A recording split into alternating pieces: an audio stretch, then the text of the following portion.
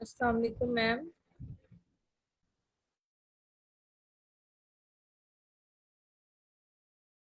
वालेकुम अस्सलाम।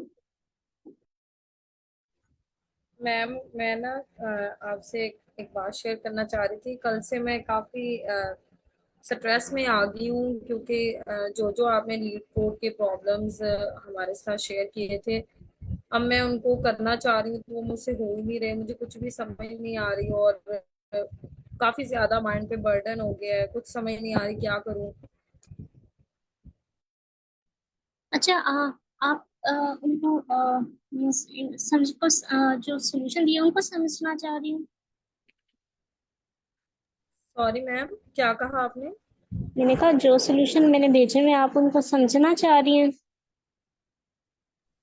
मैम मुझे जो प्रॉब्लम है उसकी समझ आ जाती है, लेकिन उसका सोल्यूशन करना नहीं आ रहा होता। मतलब मैं अपने माइंड में मुझे सेट हो जाता है कि हाँ ठीक है, मुझे ये समझ आ गई है, लेकिन उसका सोल्यूशन नहीं मुझे समझ आ रही कि मैं किस तरह से करूँ, कहाँ पे लूप लगाऊं, कहाँ पे क्या करूँ समझ। अच्छा, आपने ना खुद से सोल्यूशन लाना चाह रही हैं, यही बात है जो मैं समझी हूँ। मैम वैसा भी करना चाह रही हूँ और जो आपने करवाए हैं उनको भी माइंड में लाना चाह रही हूँ, पर दोनों में कुछ भी नहीं आ रहा। अच्छा, आपने लीड कोड के क्वेश्चन अभी नहीं, अभी स्टार्ट किए हैं सोल्व करना? जी मैम, मेरा कोडिंग से कोई रिलेशन नहीं था, तो एक माह ही हुआ है मुझे पाइथन सीखते हुए। ठीक है। इवन के मेरा बैकग्राउंड हो के भी मुझे इनिशियली नहीं आते थे। अपने इजी प्रॉब्लम का सॉल्यूशन खुद से लिखना शुरू हुई हूँ। मेरे ऑलमोस्ट 250 प्रॉब्लम्स ऑलमोस्ट होने वाली है, मतलब 240 अबव है। तो इनिशियली आपको ऐसा होगा कि आपके सॉल्यूशन आपके माइंड में नहीं आएगा। जब आपको मुख्तलिफ रेफरेंस पता चल जाएंगे, कुछ अप्रोचेस पता लग जाएंगी, तो आपके सॉल्यूशन माइंड में आना शुरू हो जाएंगे। अभी आप इस बात को छोड़ दें। आपने 200 फर्स्ट पर्सन सोल्व करने हैं, वो खुद नहीं करने, क्लासेस में आके एक सेशन बेशक आप डेली का ले लें कोई भी कोडिंग का, और उसमें से समझें दूसरों को। जब आपको वो समझ आने लग जाते हैं, जैसा अगर मैंने सोल्यूशन समझा दिए ना, तो अगर वो आपको समझ आ गए तो आप उससे नहीं, आप उस सोल्यूशन को देख के बस लिख लें। ऐसा भी है, जस्ट कॉपी पेस्ट ना करें, जस्ट उसको देख के ना टाइप करके फिर रन करें। और जो चीज मैंने जो भी जिस सेशन, ना सिर्फ मेरा, आप कोई भी सेशन कोडिंग का अटेंड करें, उस क्वेश्चन को जो क्लास में हो रहा है बस उसको समझें, और जब वो सोल्यूशन मिलता है उसको रन करने की कोशिश करें। बेशक आप देख के करें, क्योंकि इनिशियल स्टेज पे होता है। लेकिन आपको वो सोल्यूशन जब आप सबमिट करें, एटलीस्ट आपको समझ आया। अगर आप क्लासेस अटेंड करेंगे और आपको किसी भी क्लास में, चाहे वो मेरी हो या कोई हो, आपको समझ नहीं आ रहा, तो आपने उसी वक्त वो चीज़ पूछनी है। ठीक है, अगर आपको कोई प्रॉब्लम आया है, आपने उससे रन किया, नेक्स्ट डे आके भी आप पूछ सकती हैं। Okay ma'am, thank you. No problem. किसी और को पसंद है तो पूछ लेंगे, तो हम आज के लेक्चर की तरफ मूव करते हैं।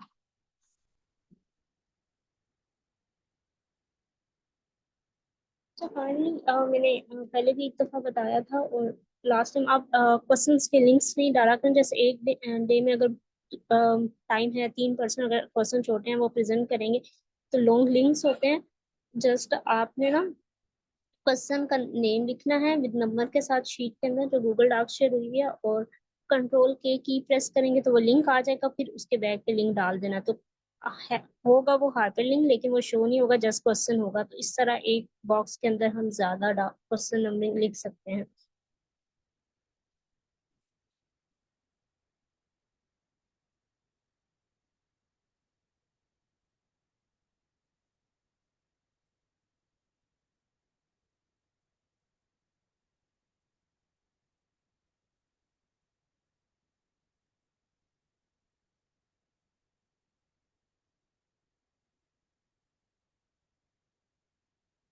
अच्छा बताइएगा, कंफर्म कीजिएगा मेरी स्क्रीन विजिबल है? यस मैम, विजिबल है मैम। ठीक है। अच्छा, कोई इस क्वेश्चन को रीड करें।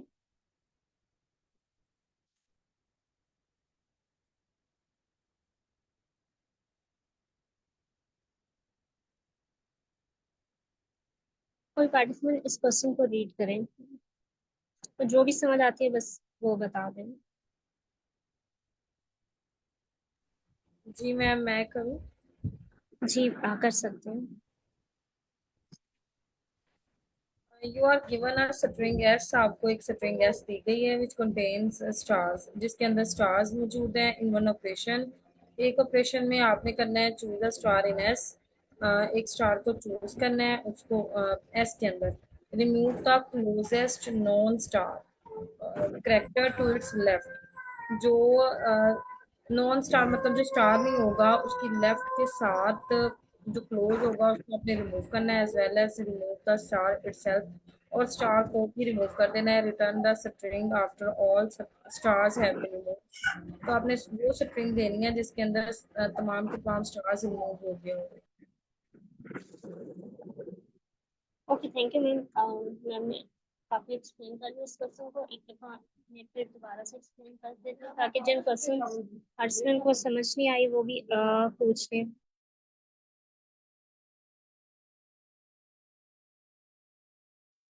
अच्छा, दूसरा जो एग्जाम्पल हम बाद में देखते हैं, पहले हम क्वेश्चंस को देख लेते हैं। स्ट्रिंग का मतलब ये है कि उसमें ना आपके पास लेटर्स तो होंगे, लेकिन वो ऐसी स्ट्रिंग है, हमने हमने जब स्ट्रिंग डेटा टाइप करी थी हमने देखा था कि उसमें ना स्ट्रिंग में सिंबल्स भी आ सकते हैं।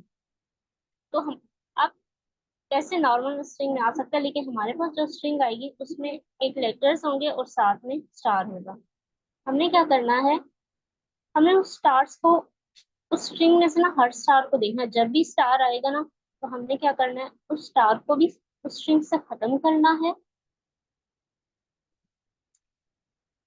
एक मिनट, हमें हर ऑपरेशन के दरम्यान जब भी हमारे पास स्टार आएगा तो हमने ना सिर्फ उस स्टार को, हर ऑपरेशन जब भी हम चेक करेंगे एवरी टाइम हम देखेंगे कि हर कि वो स्टार तो नहीं है। जब भी स्टार आएगा ना हमने क्या करना है, एक तो हमने स्टार को तो रिमूव करना ही करना है, लेकिन उसके जो लेफ्ट साइड पे करेक्टर होगा ना, एक स्टार जब हमने रिमूव करना है साथ में लेफ्ट साइड का एक करेक्टर हमने रिमूव कर देना।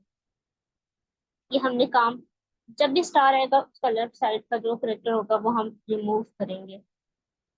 और उसके बाद जब भी स्टार सारे खत्म हो जाएंगे फिर हमने ना स्ट्रिंग को रिमूव रिटर्न करवा देना है, और हमें कोई भी स्टार रिमेनिंग नहीं रहना चाहिए। हम इसकी एग्जांपल्स देखते हैं। फर्स्ट एग्जांपल हम देखते हैं, लीड है, फिर टू स्टार्स है, फिर फोर है, फिर स्टार है, फिर लीड है। हम ये वाली एग्जांपल देखते हैं, एग्जांपल नंबर 1।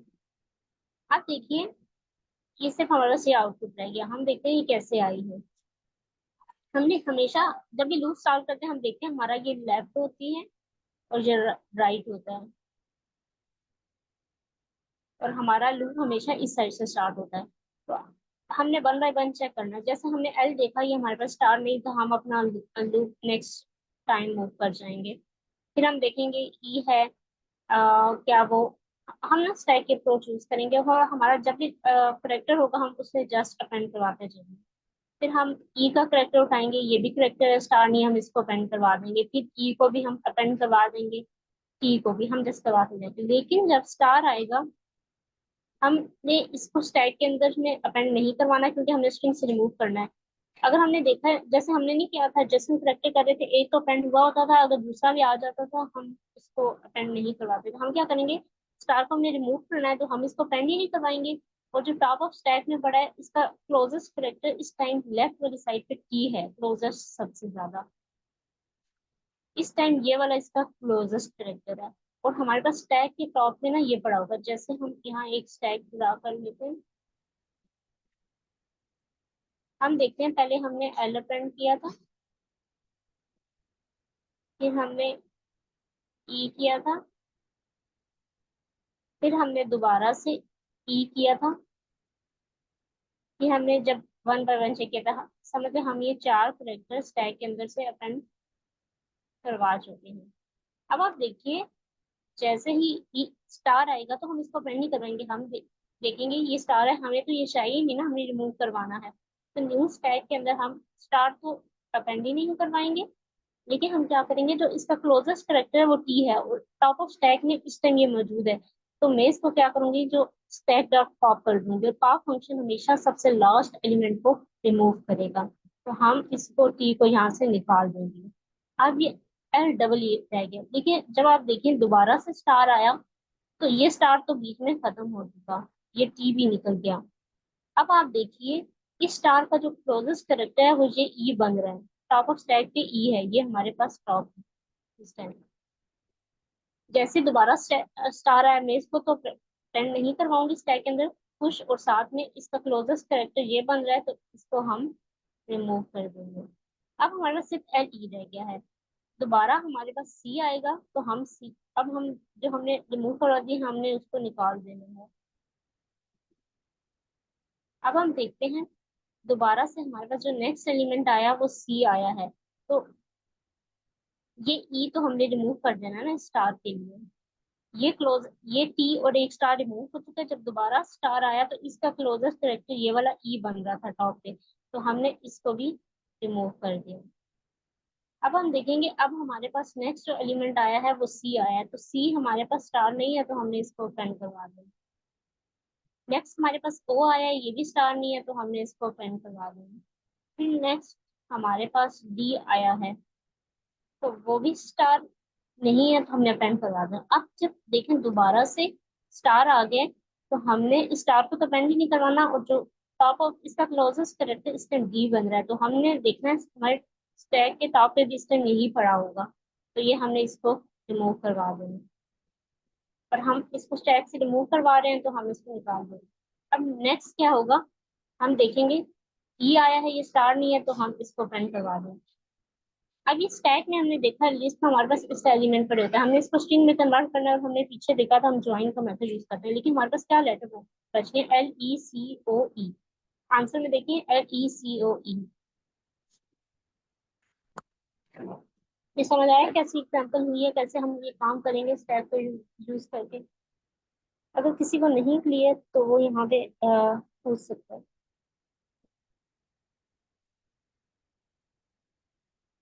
अगर क्लियर है तो तब भी बता दें।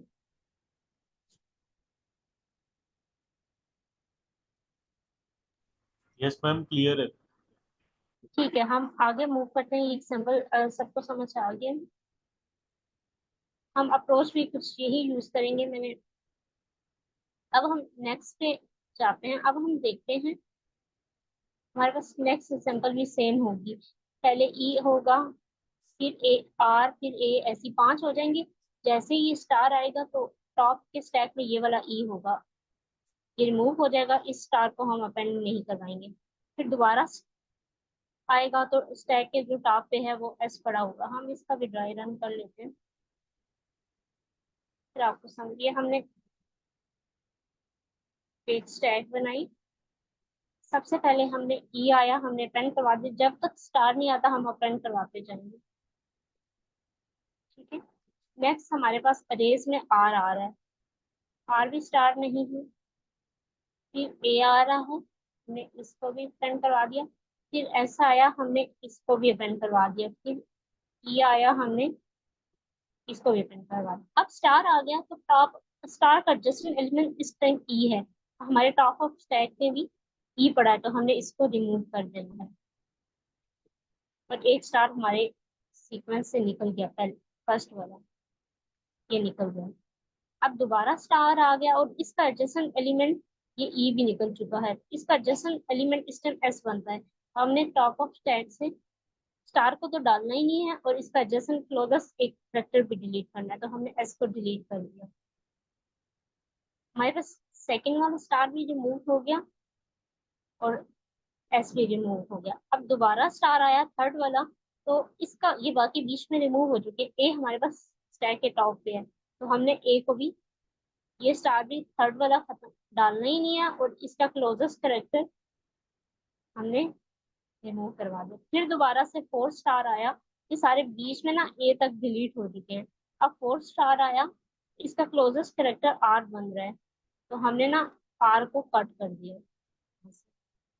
फिर लास्ट आ रहा है तो इसका क्लोजर ई बच जाता है, तो इसका क्लोजेस्ट कैरेक्टर ई होता है, तो हमने इसको निकाल दिया।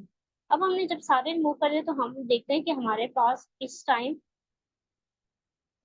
कुछ भी नहीं बचा, एम्प्टी हो गया स्टैक। तो हम जब रिटर्न करेंगे तो हमारे पास आंसर भी एम्प्टी होगा, क्योंकि हमारे पास कितने स्टार आए थे, जितने करेक्टर थे और उनके 5 स्टार थे, उसके 5 क्लोजेस्ट बन रहे थे, उसकी वजह से वो सारे डिलीट हो गए और हमारे पास स्ट्रिंग जो रहेगी वो एम्प्टी रहेगी, और फिर हमने एम्प्टी रिटर्न करवा दी।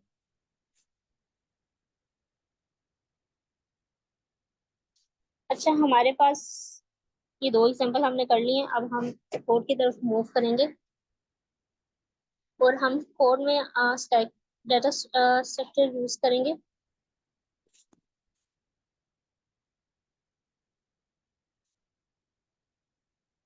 सबसे पहले ना हमने ना स्ट्रिंग एक स्टैक बनानी है, क्योंकि जिसके अंदर हम अपने एलिमेंट्स को अटेंड करवाएंगे और हम।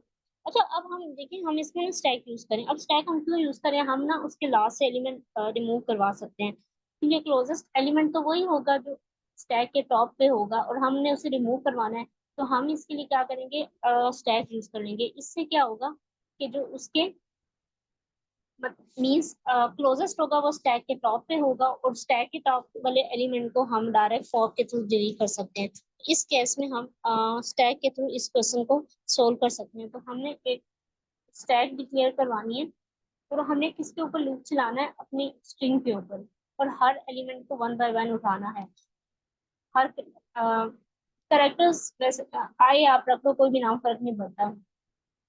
और इन किस में से उठाएगा, हमारे पास स्ट्रिंग किस में पास हो रही है, एस में। तो एस में उठाएगा और क्या करेगा, हर दफा चेक करेगा क्या ये, अगर ये करेक्टर जो है क्या ये स्टार के इक्वल है।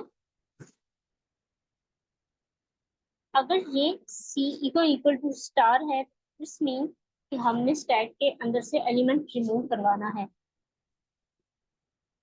लेकिन एक चीज हमने और भी कंडीशन डालनी है, वो क्या, अगर ये स्टार है, हो सकता है इसके अंदर एलिमेंट स्टैक एग्जिस्ट ही नहीं करो, एम्प्टी हो, कोई ना कोई करेक्टर ही ना हो। तो हमने चेक करना है क्या स्टैक एग्जिस्ट करती है, एम्प्टी तो नहीं है। कि हमने देखा था जो पॉप फंक्शन है वो हमारे पास एरर जनरेट कर देता है अगर हम एम्प्टी स्टैक से वैल्यू रिमूव करवाना चाह रहे हैं। तो हमने ये देखना, अगर स्टैक एग्जिस्ट करती है, सी तो अपेंड हो गई नहीं ना, तो अगर स्टैक एग्जिस्ट करती है तभी ही करेक्टर को रिमूव करवाए। अगर स्टैक में कोई एलिमेंट है ही नहीं है तो जस्ट हम स्टार को पेंड नहीं करवाएंगे और जस्ट उसको क्या करेंगे, रिमूव करवा देंगे। मतलब स्टार को पेंड ही नहीं करवाएंगे और रिमूव नहीं होगा, क्योंकि स्टैक के अंदर अगर कोई करेक्टर ना हुआ। लेट्स सपोज जैसे फर्स्ट पे ही एल की जगह स्टार आ गया, तो हमारे पास तो कोई करेक्टर आया ही नहीं था, तो स्टैक में तो कोई वैल्यू नहीं है, तो ये फिर पॉप नहीं होगा क्योंकि स्टैक के अंदर कोई वैल्यू नहीं।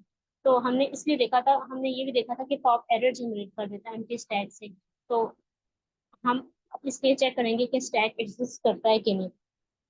अगर स्टार नहीं है तो हमने देखा था हम जस्ट अपेंड करवाते जा रहे हैं, तो हम स्टैक के अंदर डार अपेंड का, हमने अगर स्टैक के अंदर पुश करवाना हमने देखा तो हम अपेंड का फंक्शन जो कि लिस्ट में होता है हम यूज कर सकते हैं और करेक्टर को अपेंड करवा देंगे। बस हमारा इतना सारा कोड होगा और लास्ट में हमने क्या करना, हमने देखा था ये लिस्ट में वैल्यू आ रही है ना स्टैक में, तो हमने स्ट्रिंग रिटर्न करवानी है। तो पाइथन के अंदर ज्वाइन का जो बिल्ट इन मेथड होता है, फंक्शन या मेथड के लिए, वो क्या करता है, आपकी लिस्ट को स्ट्रिंग में कन्वर्ट कर देता है।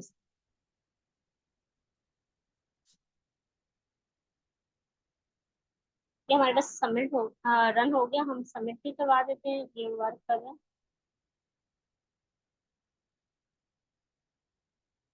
सबमिट हो गया और ये सबमिट भी हो गया। अच्छा, अब हम इसका, अच्छा किसी को लॉजिक में प्रॉब्लम तो नहीं है, इसका ड्राई रन वैसे ही है जैसे मैंने एग्जांपल समझाई है। क्या मैं इसका ड्राई रन दोबारा से करूँ या क्लियर है।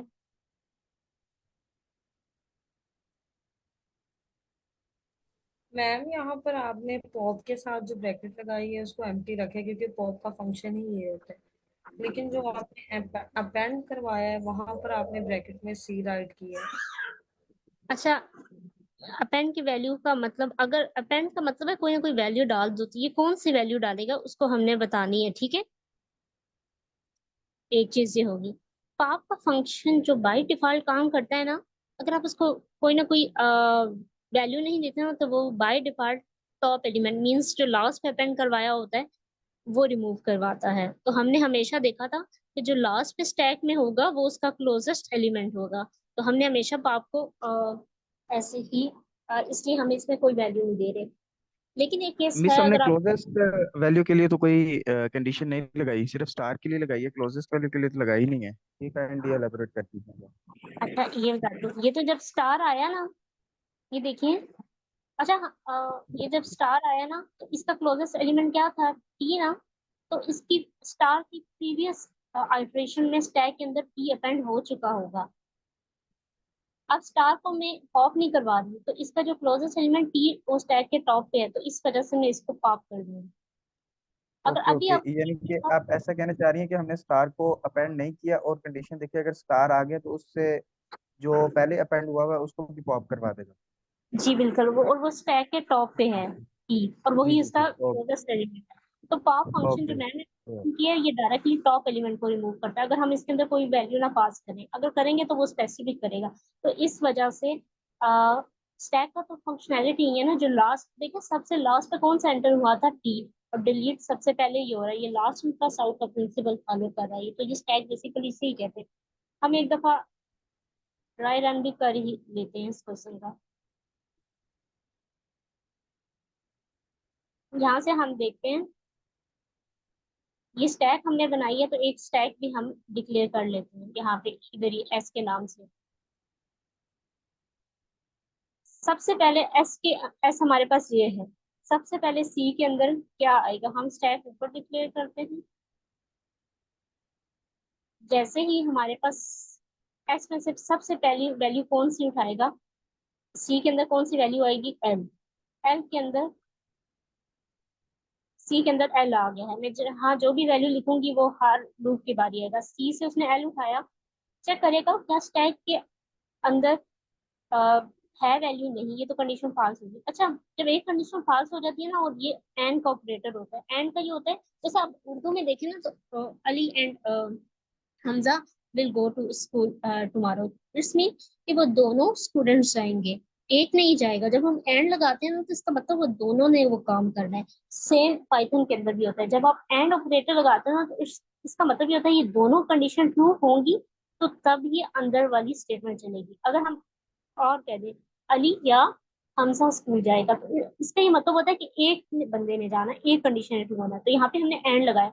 अगर ये एक कंडीशन भी फॉल्स हो जाती है, तो ये वापस अंदर नहीं जाएगा, एल्स पे आ जाएगा और जाके अपेंड करवा देगा।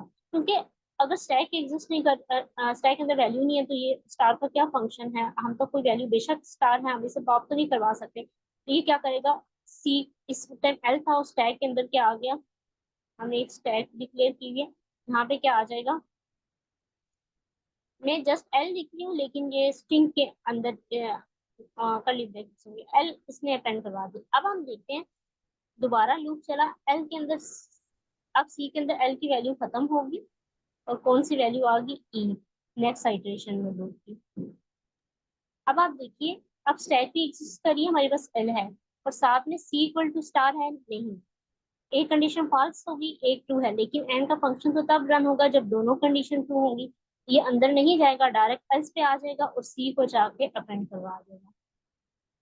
अब जब दोबारा लूप चला, तो नेक्स्ट टाइम हमारे पास दोबारा ई आ गया, तो सी के अंदर कौन सी वैल्यू आ गई, ई। अब देखिए, क्या स्टैक एग्जिस्ट करिए और जो हमारे पास सी के अंदर वो वैल्यू है, क्या वो स्टार के इक्वल है, नहीं, क्योंकि सी के अंदर ई पड़ा हुआ है ना कि स्टार। तो ये क्या होगा, कंडीशन फॉल्स होगी, एल्स में आएगा और सी को अपेंड करवा देगा स्टैक के अंदर, पुश करवा, जिसे हम पुश करवाना कहते हैं। अब दोबारा लूप चलेगा, टी आ गया। अब टी, अच्छा हमने देखा था, अब स्टैक का जो टॉप था वो ई को पॉइंट कर रहा था, अब टी आ गया, तो अब टी को पॉइंट करने लग जाएगा। जब टी आया तो ये पेंड हो गया। अब अगली, ये हमारे पास टी आ गया था। अब हमने टी तक कर लिया, मैंने आगे लिखना है तो मैं प्रीवियस को रिमूव कर ली। अब टी के बाद नेक्स्ट एलिमेंट जब लूप चलेगा तो स्टार आ गया सी के अंदर, ठीक है। मैम जब इसका ये मतलब क्या है कि step three is two star होंगे, तभी ये पॉप कर देगा लास्ट वाली वैल्यू को।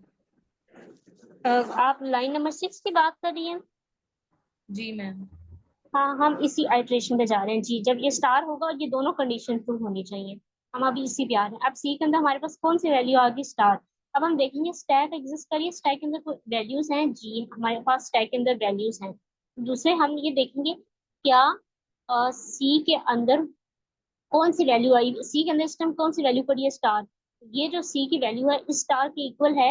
ये तो वैसे ही स्टार और सी के अंदर क्या वैल्यू है हमारे पास, स्टार। ये दोनों स्टार आपस में इक्वल आ गए, तो ये कंडीशन ट्रू होगी कि अंदर जाएगा स्टैक डॉट पॉप, तो सबसे टॉप पे वैल्यू पॉप करेगा। टॉप पे क्या है कि ये पॉप होगी। अब ये निकल गया तो हमने इसको रिमूव कर दिया। अब जो टॉप है जब हमने रिमूव करवा दिया तो ये ई को पॉइंट करने लग जाएगी हमारी स्टैक की टॉप।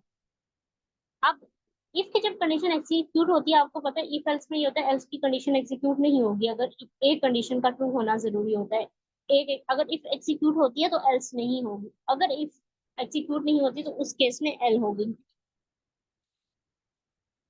अच्छा, इसके बाद हम क्या करेंगे, दोबारा से जाएंगे और स्टार के बाद नेक्स्ट कैरेक्टर क्या है, दोबारा स्टार आ गया है। ये दोबारा हमारे पास स्टार आ गया है सी के अंदर। अब सी देखें दोबारा से स्टैक के इक्वल, स्टार के इक्वल है। यस, जाके पॉप कर देगा। और स्टैक के टॉप पे क्या है, ई, तो ई पॉप हो जाएगा। अब जब दोबारा से आएगा, अब हमारे पास सी आ गया है। अब सी के अंदर ये वेरिएबल है, जैसे हमने नाम, आप आई ले लो, जे ले लो, कुछ भी ले लो, सी एच ले लो, कोई फर्क नहीं पड़ता। ये एस से जो वैल्यू उठा के स्टोर करता है बेसिकली इसके अंदर करा होता है। अब हमारे पास एस से उसने क्या वैल्यू उठाई, सी। तो क्या जो सी के अंदर वैल्यू है वो सी है, क्या वो स्टार के इक्वल है, नहीं, कंडीशन फॉल्स होगी। और स्टैक तो एग्जिस्ट कर रही थी, दोनों का ट्रू होना चाहिए। एल्स में आया, सी को क्या करेगा, अपेंड करवा देगा।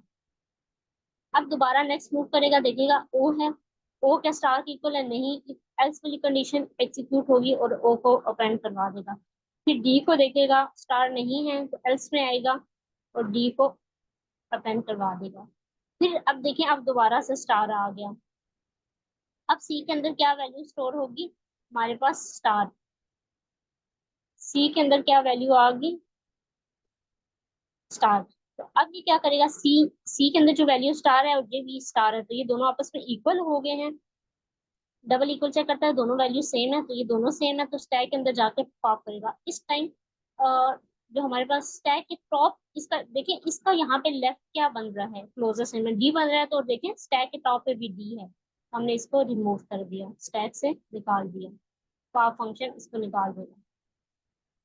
अब देखिए, अब दोबारा से आएगा तो अब नेक्स्ट वैल्यू ई आ जाएगी सी के अंदर, तो क्या ये हमारे पास स्टार है, नहीं, तो जाके ई को पेन करवा देगा। अब सारी वैल्यू खत्म होगी, लूप के अंदर कोई वैल्यू रही नहीं, तो लूप यहाँ से बाहर आ जाएगा और यहाँ से रिटर्न पे आएगा। और स्टैक के अंदर जितनी भी वैल्यू है उनको बिल्कुल इस तरह स्ट्रिंग में कन्वर्ट कर देगा। अब आप देखिए हमारा क्या आंसर बना, LECOE। तो आउटपुट में भी क्या बना, LECOE, और ये स्ट्रिंग है।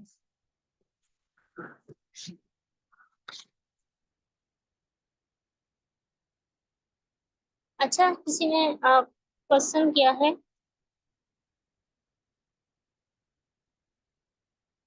अच्छा, क्वेश्चन है कि हमें स्टैक लगाना जरूरी है, ये कौन सी स्टैक की बात करें, इस हमने ये जो स्टैक यूज किया है या इसके अंदर,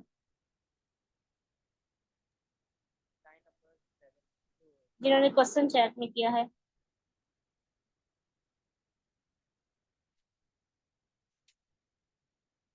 वो बता सकते हो आप कौन से स्टैक की सर बिलाल बात कर रहे हैं, लाइन नंबर 6 में, हाँ। अच्छा, ये इसलिए है कि अगर स्टैक में कोई एलिमेंट एग्जिस्ट नहीं करता, लेकिन एक पर्सन ने कहा है इसके बगैर भी चल रहा है, हम इनपुट में फिर ये हमेशा एग्जिस्ट करेगा, हम देख लेते हैं। ये देखिए नोट लिखा हुआ है, input will be generated such that operation is always possible. It can be shown that अच्छा, स्ट्रिंग ऑलवेज यूनिक होगी। अच्छा, यहाँ पे उन्होंने मेंशन किया हुआ है हमेशा जब भी स्टार आएगा तो उससे प्रीवियस वैल्यू आपके पास एग्जिस्ट, कोई ना कोई करेक्टर एग्जिस्ट कर रहा होगा। इन केस अगर मैं यहाँ पे ये नहीं भी लगाती तो ये चल जाएगा, देख लेते हैं ये चलता है कि नहीं।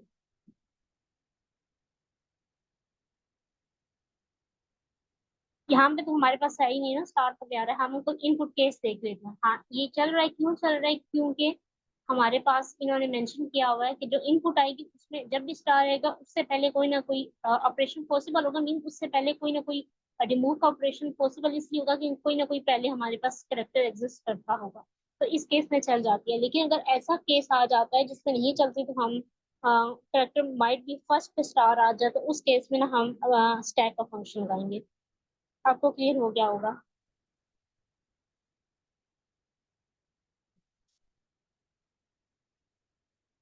अच्छा, हम इसकी टाइम स्पेस कॉम्प्लेक्सिटी हम एक स्टैक में आ रहे हैं जिसमें n वैल्यूज आएंगी, और हमारे पास जो स्पेस मैम कॉम्प्लेक्सिटी। काइंडली थोड़ा सा आप ये भी क्लियर कर दें कि जो स्टैक की वैल्यू है और सी, ये अलग अलग चीजें हैं। मतलब सी तो एक वेरिएबल है, वो कोई भी उठा लेगा स्टैक के अंदर से। c एक वेरिएबल है, ये क्या करेगा? मैम सी तो एक वेरिएबल है ना, जो जो उसके अंदर स्टार के साथ होगी उसको रिमूव करवा देगा, अगर नहीं होगी तो वो अपेंड करवा देगा। ठीक है। हाँ, ये सी, ये इफ एल्स स्टेटमेंट काम करी है, लेकिन ये जो सी यहाँ पे काम कर रहा है, ये 1 by 1, ये जो एस में वैल्यू पास हो रही है ना, ये वाली स्ट्रिंग इसमें से उठा रहा है वैल्यू, और ये चेक करता जो है कि जो। आपने जो आपने पहले स्टैक लगाया था उसकी मैं बात कर रही हूँ, जो आपने एंड ऑपरेशन लगाया था। यस, वो मैं बताती हूँ। जैसे हमने देखा था ना, अगर एम्प्टी स्टैक हुई ना और हम वैल्यू पॉप करवाना चाह रहे हैं, लेट्स सपोज हम ना कोई एग्जांपल देखते हैं यहाँ पे। तब हमने एक एस खुद से ही डिनोट कर देती है, हमने एक स्ट्रिंग बना ली और इसमें हमने क्या दिया, हमने ना स्टार दे दिया। ठीक है, अब वो ये वाली वैल्यू जो डिफॉल्ट पे सर्वर से आ रहा है वो इससे अपडेट हो गई। हमारे पास क्या है, सी के अंदर वैल्यू उठाएगा ना, और हम देखते हैं पॉप फ्रॉम एम्प्टी लिस्ट। क्यों? क्योंकि स्ट्रिंग में पहले बारी ही स्टार आ गया, और अभी तक इसमें कोई वैल्यू स्टार्ट में आई नहीं है जो हमने स्टैक के अंदर अपेंड करवाई हो। तो ये पॉप करेगा तो एरर आ जाएगी। अगर यही काम मैं क्या करती हूँ, यहाँ पे स्टैक लगा देती हूँ।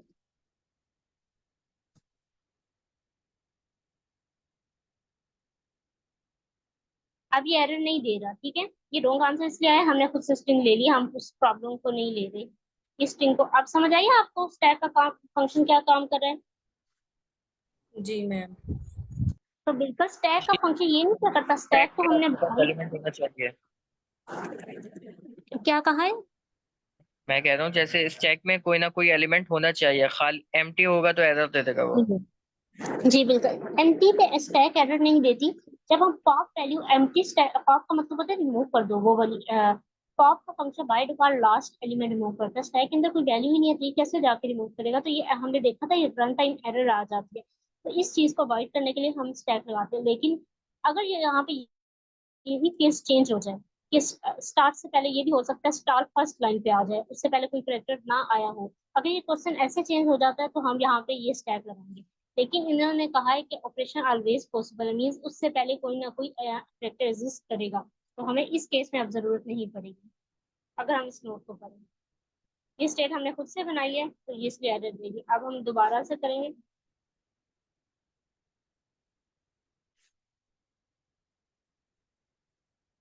अच्छा, हम एक एम्प्टी स्टैक बना रहे हैं, और मतलब एन वैल्यूज होंगी तो उतनी टाइम से रन होगा।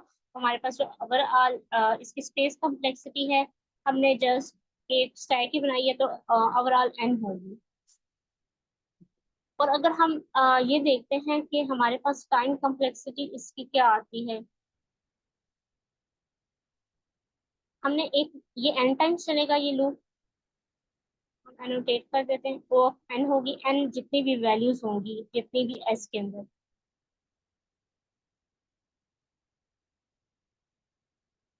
अब दूसरी है, ये तो जस्ट स्टेटमेंट चेक कर रहा है, तो इस केस में हमारे पास क्या होता है, इसको हम जो कॉम्प्लेक्सिटी लिखते हैं ओ ऑफ 1 लिखते हैं इस वाली लाइन। ये तो जस्ट एक दफा कंडीशन चेक होती है। ये पॉप का भी फंक्शन हमने देखा, ये लास्ट वैल्यू जस्ट पॉप कर रहा है।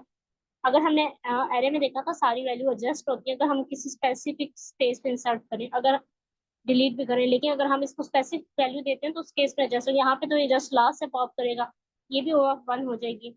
एल्स के केस में यहाँ भी जस्ट अपेंड लास्ट पे करता है, हमने देखा था इसकी टाइम कॉम्प्लेक्सिटी ओ ऑफ 1 होती है।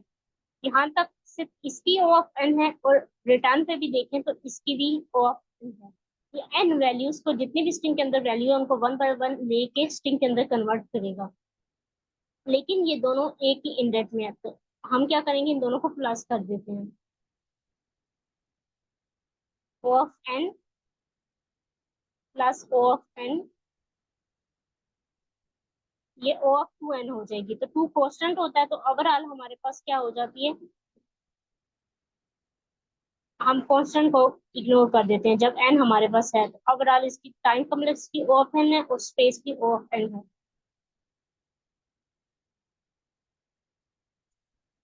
अच्छा, ये क्वेश्चन हो गया, हम एक नेक्स्ट प्रॉब्लम की तरफ मूव कर लेते हैं।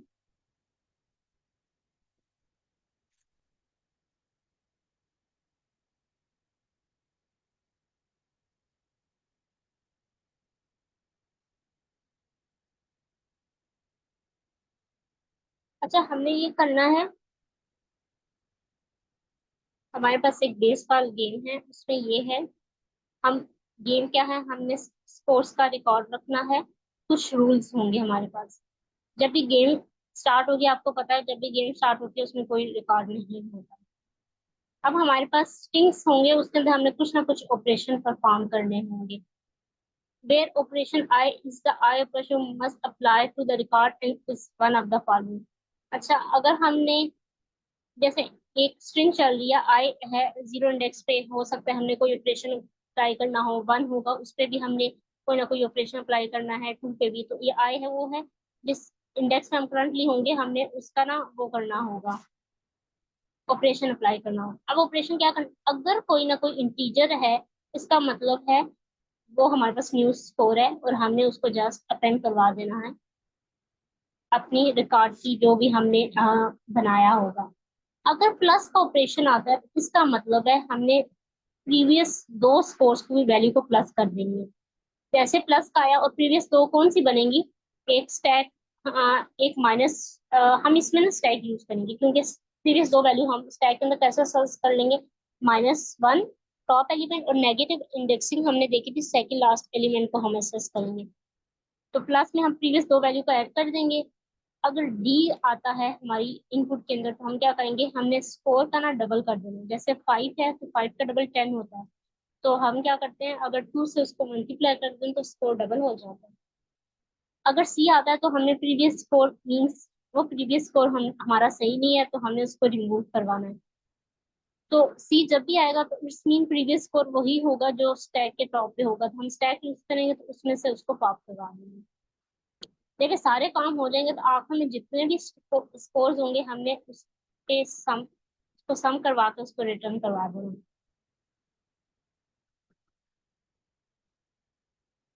और हमारे पास ऑपरेशन सारे वैलिड होंगे, और हमारे पास जो कैलकुलेशन होगी और वो फिट होंगी, मीन्स 32 बिट की रेंज में वो होंगी। ये एक वैल्यूज की लिमिट होती है। अगर हम इसकी एग्जांपल देखें, तो फर्स्ट एग्जांपल में वो क्या कह रहा है कि हमारे पास एक ऑपरेशंस होंगे, उसके बाद क्या करेंगे, हम 1 बाय 1 वैल्यू को उठाएंगे। अगर इंटीजर है तो हमने उसको 10 करवा देना है। हम एक एग्जांपल इसकी दे देते हैं। जैसे इंटीजर आया, हमने इसको 10 करवा देना है। 2 आया, हमने इसको भी रिकॉर्ड के अंदर स्टोर करवा लेना है। जब सी आया तो हमने देखा था इसका रूल क्या है, हमने प्रीवियस एलिमेंट को रिमूव कर देना है। यहाँ पे हम अगर रूल देखें,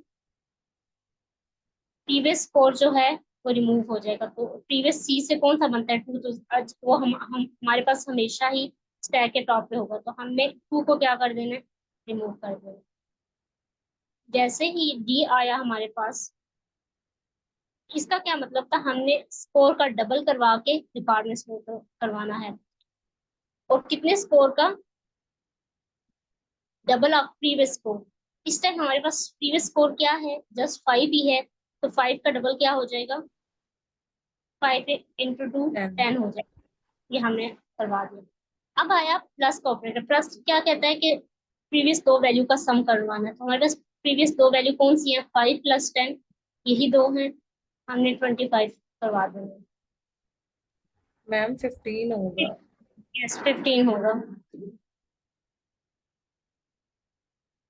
और जी हमारे पास सोल्यूशन हो जाएगा। आखिर में हमने क्या करना है, इन सब का सम करना है। 5 + 10 15, 15 + 15 30 हो जाएगा हमारे, तो हमें ये 30 रिटर्न करवा देंगे।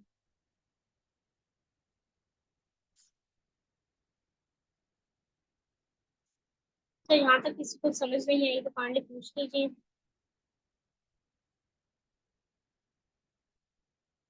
इस एग्जाम्पल को हम ड्राई रन कर लेंगे, जब कोड कर लेंगे। इस एग्जाम्पल को हम तब सोल्व कर लेंगे ड्राई रन के साथ। अब हम कोड की तरफ आते हैं, तो हमने हमेशा एक स्टैक हम डिक्लेयर करते हैं और रिकॉर्ड के नाम से। और ये क्या, हमने हर दफा 1 बाय 1 ऑपरेशन उठाना है, 1 बाय 1 पर आए। हमने ऑपरेशन को कह दिया ओ, और कहाँ से ये किसके अंदर पास हो रही है, ऑपरेशन के अंदर, तो लूप हमारा इसके अंदर वैल्यू आ रहा है। हम क्या करेंगे, उठाएंगे, अगर चेक करेंगे क्या वो कहीं प्लस तो नहीं है हमारे पास। अगर प्लस है तो हमने क्या करना है, अच्छा अब हमें इसमें भी चेक करने की जरूरत नहीं है कि स्टैक की प्रीवियस 2 वैल्यू एग्जिस्ट कर रही है कि नहीं, क्योंकि उसने खुद ही बता दिया कि हमारे पास ऑपरेशन वैलिड होगा। मींस अगर वो कह रहा है कि प्लस करो तो इसमें उससे पहले कोई ना कोई 2 वैल्यू ना स्टैक के अंदर एग्जिस्ट कर रही होंगी। हम देखेंगे क्या जो ये लूप वैल्यू उठा रहा है, ओ की वैल्यू करंट टाइम वो क्या प्लस के इक्वल है। अगर प्लस के इक्वल है तो हम क्या करेंगे, स्टैक के अंदर क्या अपेंड करवाएंगे, प्रीवियस 2 वैल्यू का। तो स्टैक की प्रीवियस 2 वैल्यू कौन सी है, एक जो -1 पे पड़ी हुई है और एक सेकंड लास्ट जिसको हम -2 से सेस कर लेंगे। उसके बाद ये कंडीशन, बस हमारा इतना था। फिर हमने एक और कंडीशन लगानी है। अच्छा एलिफ की कंडीशन, अच्छा इफ एल्स यूज करते हैं, अगर इफ एग्जीक्यूट नहीं होता तो एल्स, इफ एलिफ जो एल्स होते हैं ना वो बेसिकली तब चलते हैं, उनमें से एक स्टेटमेंट एग्जीक्यूट होनी होती है हर इटरेशन में। वो सारी कभी भी नहीं होती, या तो हमारे पास या तो सी आएगा या डी आएगा या प्लस या इंटीजर, तो कोई ना कोई एक चीज आएगी, सारी इटरेशन एक टाइम पे एग्जीक्यूट नहीं हो सकती। अब हम देखेंगे क्या हमारे पास डी तो नहीं आ गया।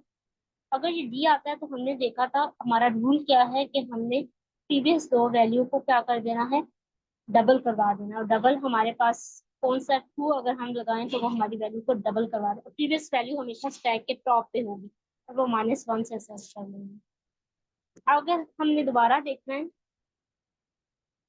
हमारी नेक्स्ट वैल्यू सी आई है, तो हमने प्रीवियस वैल्यू को रिमूव करवा देना, और प्रीवियस वैल्यू कौन सी होगी, जो स्टैक के टॉप पे होगी, तो हमें इसको कोई मेंशन करने की जरूरत नहीं है।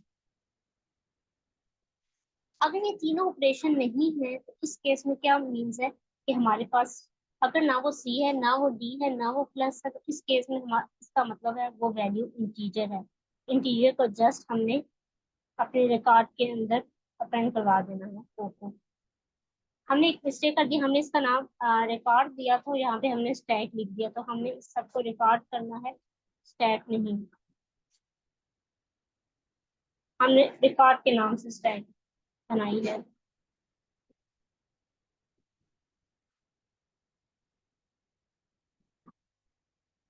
और लास्ट पे भी हम, और लास्ट में हम क्या करेंगे, जितने भी ऑपरेशन आए हैं हमें उसका सम करवा देना है। तो हम रिटर्न क्या करेंगे, सम का रिटर्न फंक्शन कॉल करेंगे और रिटर्न क्या कर देंगे, स्टैक में जितनी भी वैल्यू उनका सम रिटर्न करवा देंगे।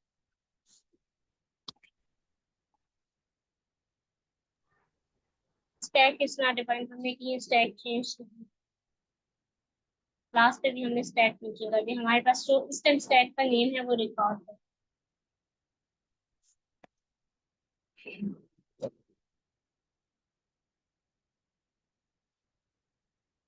तो ये हमने क्लोज भी नहीं की।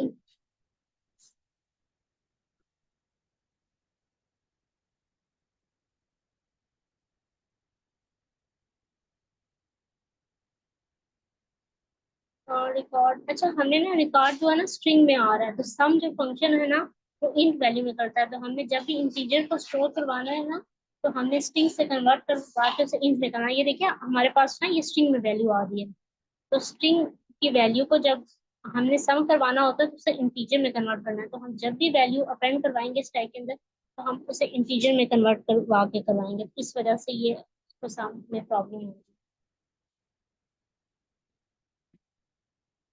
सो ये कोड हमारे पास वर्क कर रहा है, हम इसको सबमिट भी करवा लेते हैं। इसके बाद हमने पहली एग्जांपल को देख ली थी, हम सेकंड एग्जांपल को कोड के ऊपर रन कर लेते हैं।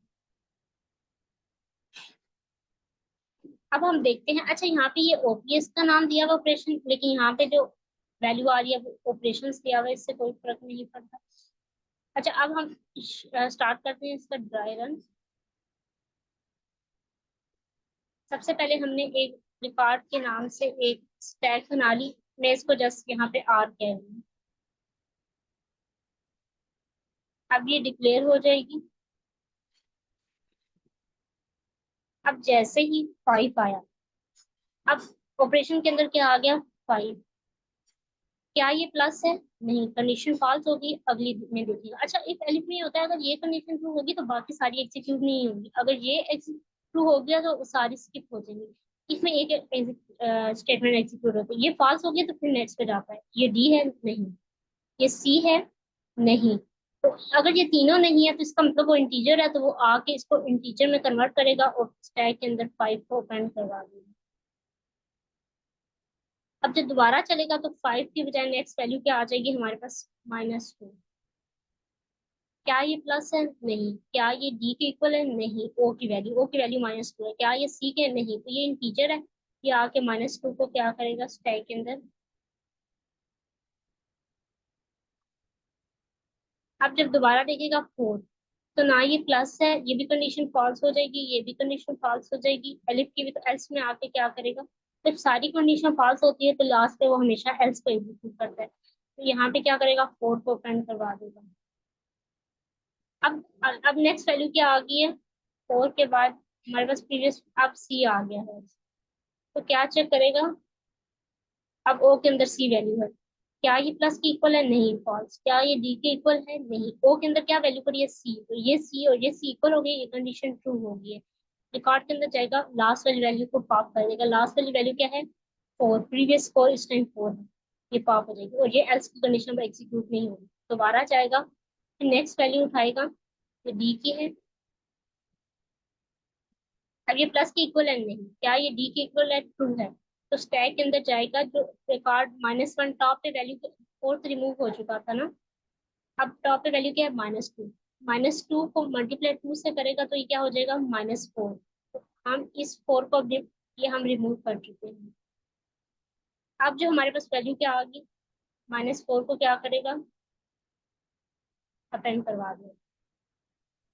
अब अगली इटरेशन चलेगी, अब क्या करेगा, डी था, अब हमारे पास 9 आ गया ये सारा। अब ओ के अंदर हमारे पास क्या वैल्यू इस टाइम आई है, 9। अब देखेगा, क्या ये प्लस के इक्वल है, नहीं। क्या ये डी के इक्वल है, नहीं। क्या ये सी के है, नहीं। एल्स पे आएगा तो ओ को अपेंड करवा देगा, और ओ की वैल्यू क्या है, 9, तो ये यहाँ पे क्या हो जाएगी। उसके बाद क्या करेगा, अगली इटरेशन चलेगी तो प्लस आ गया। अब ओ के अंदर हमारे पास क्या वैल्यू, प्लस। तो प्लस में क्या होता है, प्रीवियस दो वैल्यू को सम करवाना। रिकॉर्ड -1 पे 9 है लास्ट वाली बेट, और सेकंड लास्ट पे क्या है, -2, मतलब ये प्रीवियस दो वैल्यू यही बनती है। 9 फोर द, इनको 9 प्लस 4 करेगा तो यहाँ पे नेगेटिव नंबर है, तो इसका आंसर क्या आ जाएगा, 5। यहाँ पे हमारे पास क्या आ जाएगा, -4 + 9, 9 में से 4 हुए तो यहाँ पे प्लस आ जाएगा, तो इसको प्रिंट करवा दिया। अब ये स्टेटमेंट एग्जीक्यूट होगी, बाकी सारी नहीं होंगी। लूप की नेक्स्ट इटरेशन स्टार्ट होगी, अब दोबारा प्लस आ गया, ये तो खत्म हो गया। अब प्रीवियस दो वैल्यू कौन सी बनती है, एक 5 और एक 9। 5 + 9 का सम क्या हो जाएगा हमारे पास, 14। अब हमारे पास लूप खत्म हो गया, यहाँ तक हमारे पास सोल्व हो गया। ये लूप से बाहर आएगा और लास्ट में हमने क्या कहा है, सम करवा दो। 5, इन सब का सम कैसे होगा, 5 - 2 3 हो जाएगा, और 3 - 4 -1 होगा। 9 में से जब ये -1 जाएगा 8 हो जाएगा। 8 + 5 13, और 14, और 13 + 27 हमारे पास आंसर क्या है, देखिए यहाँ पे भी आंसर क्या है, 24।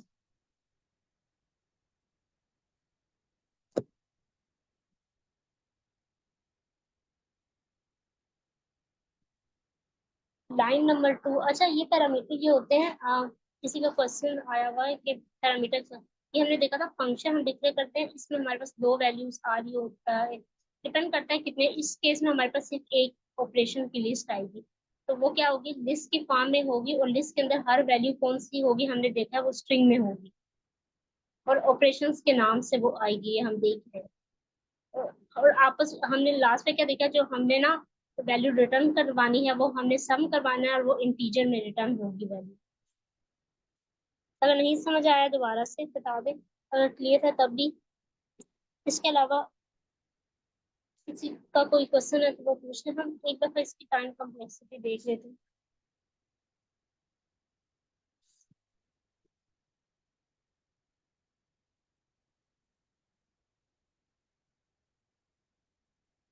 अच्छा हम इसकी देखते हैं, हमें एक स्पेस जो कॉम्प्लेक्सिटी है इसकी वो O ऑफ n होगी, हमने एक यहाँ पे डिक्लेयर करवा रहे हैं, और तो हमने कुछ भी डिक्लेयर नहीं किया, हम सिर्फ यहाँ पे मेमोरी ले रहे हैं, बाकी कहीं भी नहीं।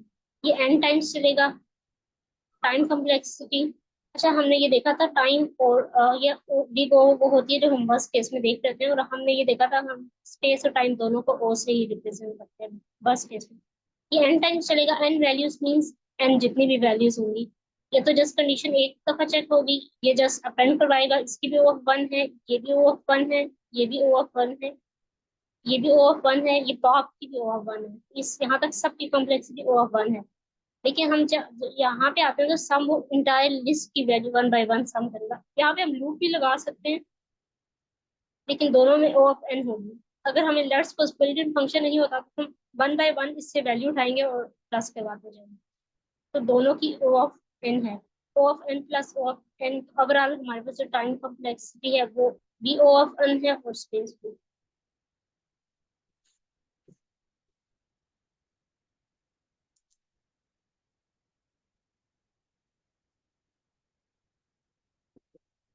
अच्छा यहाँ तक अगर किसी का कोई क्वेश्चन है तो वो पूछ लें।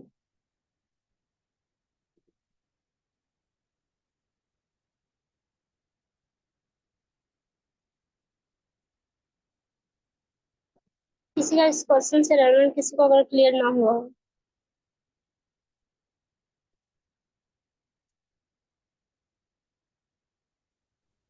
मैम लाइन नंबर 5 एक तरफ बताइएगा। क्या हुआ, ऑपरेशन लाइन नंबर जो थोड़ा सा। 5, जी लाइन नंबर जो 5 आपने बताइए जो नीचे ऑपरेशन उनको रिप्रेजेंट कर रही है। ये जो ऑपरेशन है ये किसको रिप्रेजेंट कर रहे हैं? लाइन जो नीचे आपने ऑपरेशन लगाए हैं ये इसके रेलिवेंट लिखी है ना आपने। ये वाले ऑपरेशन, जी जी।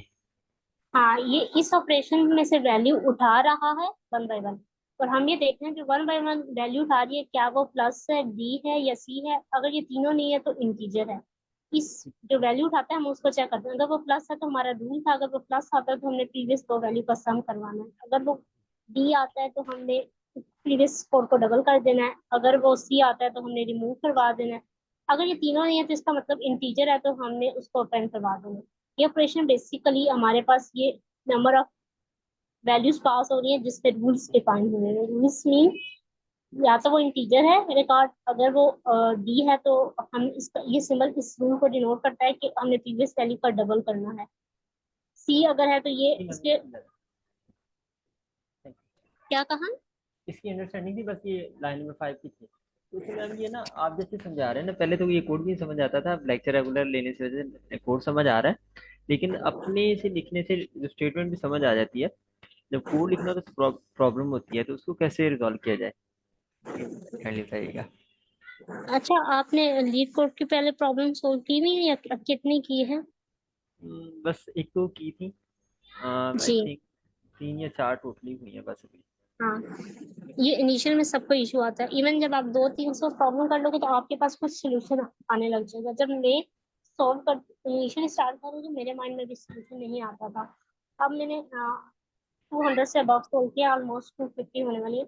अब ये देखिए, अब मैंने ये इजीली ये सोल्यूशन खुद लिख लिया, पिछले कपल ऑफ डेज से लास्ट वीक में मैं ज्यादा सोल्यूशन खुद लिखती हूँ। अब जब मैंने इनिशियली स्टार्ट किया था तो मेरे पास भी सोल्यूशन मेरे माइंड में नहीं आता था, और जब आप कंटिन्यूसली सेशन अटेंड करते हैं तो उसमें ये होता है कि आपके पास ना आपके माइंड में डिफरेंट अप्रोचेस आ जाती हैं कि आपने कैसे सोल्व करना है, डिफरेंट पैटर्न्स है, आपने किस प्रॉब्लम पे कौन सी सूटेबल है, तो बहुत सी चीजें आपकी क्लियर होने लग जाती है। तो आप अगर खुद से सॉल्व करेंगे तो आप थक जाएंगे। कभी भी अकेले में लीड तो नहीं करनी चाहिए, डॉक्टर ज्यादा शायद कहते हैं हमेशा क्लास में आके देखें, आप देखें बाकी लोग क्या, कोई भी आप सेशन अटेंड कर ले, लीड कोड का इसमें कोई इशू नहीं, इतने सेशन चल रहे होते हैं आज के, लेकिन कभी अकेले मत लीड कोड कीजिएगा। जो आपकी लर्निंग होती है ना कम्युनिटी, वो ज्यादा होती है एज कम्पेयर टू अलोन। एक सेशन बेशक आप ले लें, आहिस्ते आहिस्ते देखेंगे, आप उस क्वेश्चन को जो समझाया जा रहा है समझे, उसको राइट करने की जस्ट कॉपी पेस्ट ना करें। मैं एटलीस्ट ये कहूंगी कि कम से कम उसको देख के लिखें, लेकिन one by one line type करके लिखें, उसको सबमिट करवा दें। अगर कोई प्रॉब्लम आती है नेक्स्ट सेशन में पूछे। और लेकिन जो भी क्वेश्चन कर रहे हैं एटलीस्ट, अगर आप खुद तो आपको नहीं होगा इनिशियली, लेकिन एटलीस्ट वो आपको समझ आ रहा होना चाहिए। तो बस जब आप सेशन में आते जाएंगे तो कुछ अर्से बाद आपको पता चलेगा कि डिफरेंट पैटर्न्स है, हम कैसे सोल्व कर सकते हैं। अगर मैं भी आपकी तरह होती ना, एटलीस्ट अगर मैंने भी 2-3 सवाल किए होते ना, मैं कभी भी इस ये सोल्यूशन नहीं लिख सकती थी जो मैंने आज लिखा है दोनों प्रॉब्लम्स का। मैं खुद से कभी उस वक्त अगर मैं आपकी जगह हूँ ना, लेट्स सपोज मैंने से कभी इससे लीड को स्टार्ट में 2 सवाल किए। बेशक मैं कंप्यूटर साइंस के बैकग्राउंड से हैं, हमारी प्रॉब्लम सॉल्विंग इतनी हम पढ़ते हैं, लेकिन हम थेरेटिकल ज्यादा कॉन्सेप्ट पढ़े होते हैं, तो मैं ये सोल्यूशन कभी भी नहीं लिख सकती थी। लेकिन एटलीस्ट आप आज मैंने लिख दिया, क्योंकि कुछ आपके पास ना आस्ता आस्ता जब आप डिफरेंट सोल्यूशन देखते हैं, आप सोल्व करते हो, तो आपके पास कॉन्सेप्ट आना होने शुरू हो जाते हैं। आपको पता होना चाहिए अगर मैंने लाइक 2 वैल्यू को प्लस करवाना है तो मैं कैसे करवाऊंगी, और मैंने प्रीवियस 2 वैल्यू कैसे असेस करूंगी। ये देखिए -1 होती है। अगर मैंने ये देखना है कि वो डी है तो मैंने क्या करना है, तो इसके लिए हमारे पास ये कंडीशन होती है। अगर वो डबल करना है तो ये तो सबको पता है 2 से हो जाता है, लेकिन मैंने वो वैल्यू असेस करनी है जो प्रीवियस को टॉप पे पड़ी है, तो वो मैं कैसे असेस करूंगी। तो ये सबके साथ इशू होता है, आपके साथ नहीं, लेकिन एटलीस्ट मेरा यही एडवाइस है कि आप एटलीस्ट कम्युनिटी में आए, रोजाना एक ही सेशन में क्वेश्चन को समझे। अगर सर डॉक्टर जफर शायद कहते होते हैं कि आप में एनर्जी है तो आप उसमें सोल्व कर लें, जब नहीं भी एनर्जी है तो आप जस्ट क्लास में आके अटेंड कर लिया। मैम मेरी एक अप्रोच है कि मैं ना अक्सर ये क्वेश्चन या सेशन लेने के बाद दिन का एक क्वेश्चन ना चैट जीपीटी से पूछ के और समझने की कोशिश करता हूँ। और मेरे ख्याल में वो काफ़ी फायदेमंद होता है, वो समझ अच्छी तरह से आ जाती है। और आहिस्ता आहिस्ता से जिस तरह से आपने बताया कि थोड़े थोड़े ऑपरेशन का हमें पता चलना हो जाता है, और वो हमारे सबकॉन्शियसनेस में ऐड हो जाती हैं चीज़ें। तो इस तरह से हम आहिस्ता आहिस्ता I think we will be able to do it. अच्छा, एक बात ये भी है कि अगर आप अकेले बैठ के जैसे आपने चैट जीपीटी से कर लिया, उसने आपको सोल्यूशन बता दिया, लेकिन जब आप कम्युनिटी में बैठ के कर रहे होते हैं ना, जब आप सेशन आपका देखेंगे, लोग डिफरेंट सोल्यूशन बता रहे होते हैं, डिफरेंट अप्रोचेस बता रहे होते हैं कैसे होते हैं। आप एक सेशन में देखोगे, हो सकता है आज आपने ये अप्रोच देखी, ये वाली, हो सकता है कल आप किसी और सेशन में जा रहे हो, वहां पे भी यही क्वेश्चन करवाया जा रहा हो, और आपका वो प्रॉब्लम किसी और सोल्यूशन से हुई होगी। कुछ सोल्यूशन को हम ऑप्टिमाइज कर सकते हैं, तो सेशन में आने का ये फायदा होता है। यस मैम, कोई शक मैंने पूछा सवाल कि आपको लीड कोड करने में कितना, सीखने में कितना टाइम लगा। मैंने जब इनिशियली स्टार्ट किया था तो मैं उस वक्त रेगुलर ज्वाइन किया कुछ मंथ्स में, और मैं उस वक्त आई थिंक 22 में मैंने ज्वाइन किया, तो उस वक्त एक सेशन ई मब्बा का चल रहा होता था, तो मैं वो अटेंड करती थी, मैंने काफी सीखी। उसके बाद बीच में थोड़ा सा फिर मैंने छोड़ दी थी जब मेरा थीसिस चल रहा था, और उसके बाद फिर मैंने जब आईएलटीएस के एग्जाम की तैयारी की तो उसमें भी मैंने बीच में वो लीड कोड आपको नहीं करनी चाहिए, तो होगी थी कुछ मेरी 200 से बिलो थी, लेकिन 150 से अबव थी। तो अभी फिर मैंने दोबारा से ये अपनी प्रैक्टिसिंग स्टार्ट की है रोज प्रॉब्लम सॉल्व करने की।